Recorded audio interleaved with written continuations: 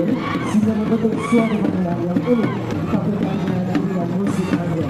Kita saksikan di barisan yang ketiga hadir Sajadah Mendong menghadirkan buah kubah, di mana moncong daripada kubah ini menunjukkan ini adalah kubah dari Masjid Manonjaya yang juga merupakan situs yang juga sangat istimewa sekali. Masjid Manonjaya itu hadir ataupun juga lahir pada tahun 1882 dari Tasikmalaya.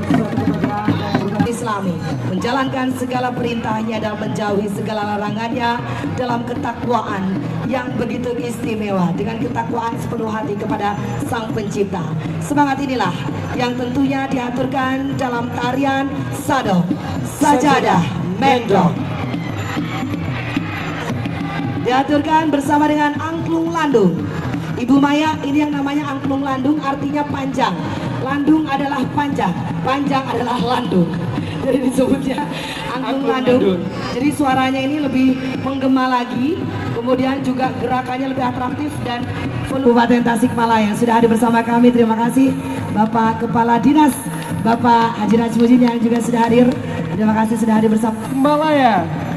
Indah sekali bunga-bunga yang cantik diaturkan dalam Sajadah Mendong pada hari ini, Kang.